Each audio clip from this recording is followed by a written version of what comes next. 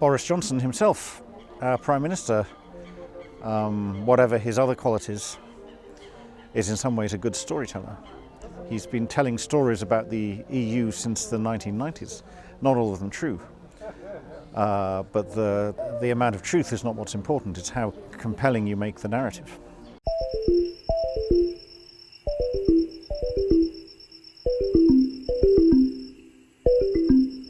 You can consider the Brexit referendum campaign as a competition between two different stories.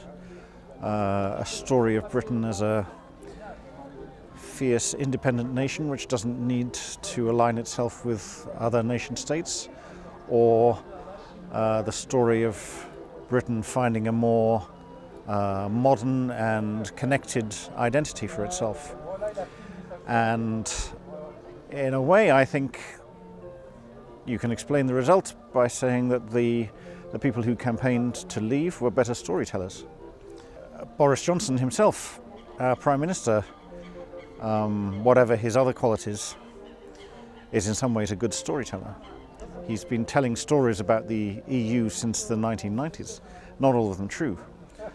But the amount of truth is not what's important, it's how compelling you make the narrative.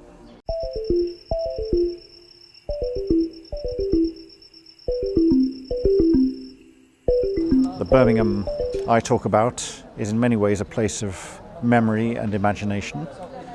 But back when I knew it well in the 1970s, it was a very significant economic centre in Britain.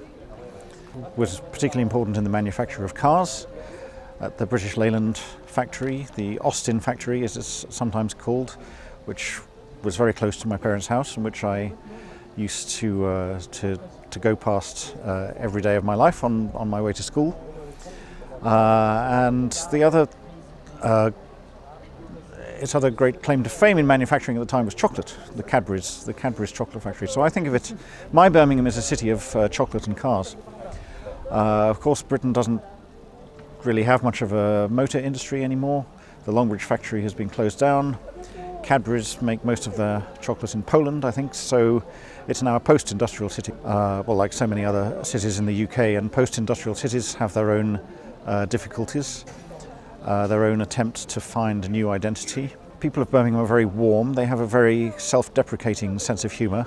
The great divide in England is between the north and the south, but Birmingham is in the middle, and this gives it a particular identity because it's looked down upon by both sides. People in the north say, well, we may not be southerners, but at least we're not from Birmingham.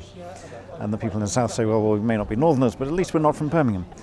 And I think this is where a lot of my sense of humour comes from. You know, it's a kind of defensive, rueful, self-criticising humour, which is very typical of the area.